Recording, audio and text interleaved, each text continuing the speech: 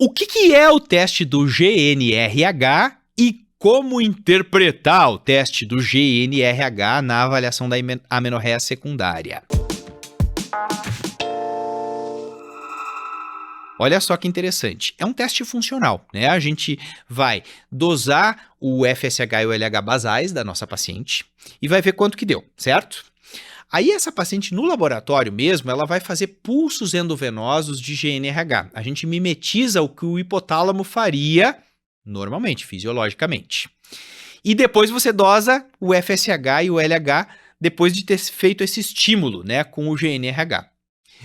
Se houve aumento do FSH e do LH, significa que a hipófise respondeu. Então a hipófise tá ok, né? A hipófise tá legal.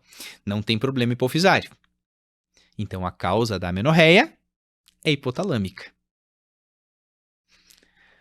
Agora, se você dosa o FSH e o LH depois e eles estão iguais, não teve aumento deles, opa, essa hipófise não está respondendo. O problema é hipofisário. Então eu diferencio, né, se a causa é hipotalâmica ou hipofisária, dosando o FSH e o LH depois do estímulo do GNRH.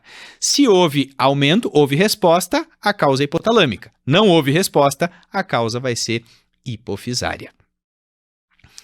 Jader, quais seriam possíveis causas hipotalâmicas, né, de amenorreia secundária?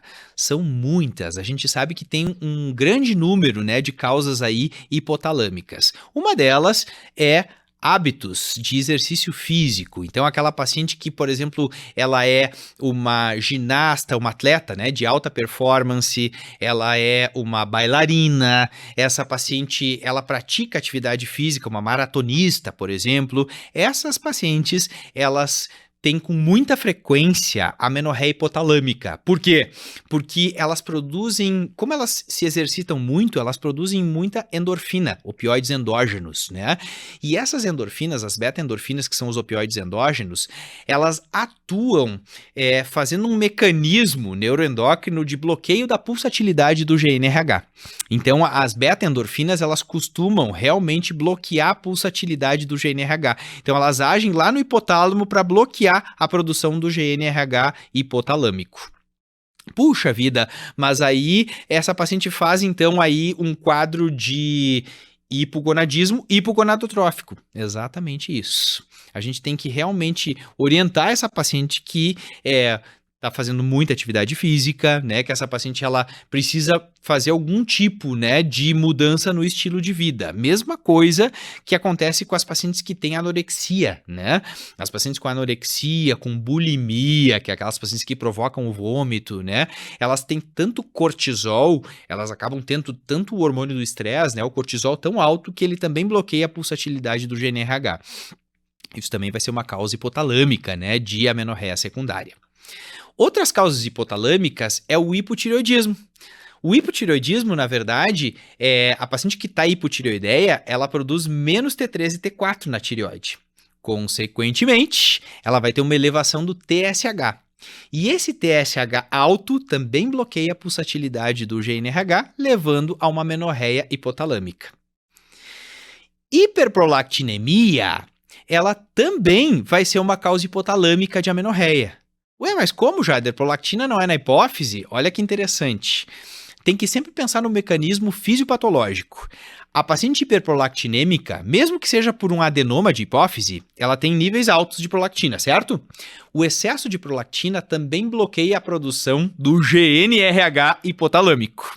Então, o mecanismo neuroendócrino é um mecanismo hipotalâmico. Então, a gente vai dizer que a causa da amenorreia é hipotalâmica.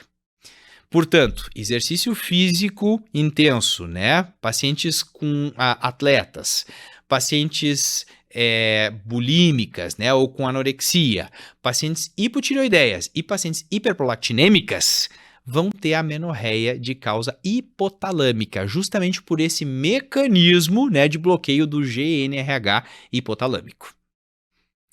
Tá, Jader, mas então é por isso que a gente pede lá no início TSH e prolactina na investigação da amenorreia, por isso. Não tem por que você deixar chegar nesse ponto da investigação de ter que fazer um teste do GNRH para você diagnosticar um hipotireoidismo, que é uma condição super comum, né? Ou uma hiperprolactinemia. Então, por isso que já se recomenda você pedir lá no início para não deixar chegar até aqui. Beleza, entendi. Mas e se for pensar nas causas hipofisárias de amenorreia? Causas hipofisárias, elas são mais raras, né? A gente tem uma causa que é uma síndrome que acontece por um sangramento de causa obstétrica, que é a famosa síndrome de Sheehan, né? Lembra que a síndrome de Sheehan é quando você tem uma necrose na hipófise causada por um sangramento de causa obstétrica. Digamos que ela descolou placenta ou ela fez uma atonia uterina, sangrou. Essa paciente chocou, fez uma hipovolemia. A hipovolemia leva a uma hipoperfusão da célula túrcica, e essa hipoperfusão da célula túrcica acaba levando à necrose da hipófise anterior. Então, essa paciente faz um panhipopituitarismo depois do parto, né? Depois do nascimento. Então, são pacientes que não amamentam, né? Porque elas também não produzem prolactina. São pacientes que entram em amenorreia totalmente, aí, depois de ter tido aí um sangramento importante. Elas relatam, geralmente, um sangramento importante. Isso é síndrome de Sheehan, que é então uma das causas aí, né, hipofisárias de amenorreia. Tem outras mais raras, né, mas que aí geralmente causam amenorreia primária, que seria o craniofaringioma e a célula túrcica vazia também, né? Mas aí acaba sendo realmente causas mais raras. As grandes causas de amenorreia secundária, quando a gente fala em amenorreia secundária, de causa central, né, vão acabar sendo aí as hipotalâmicas.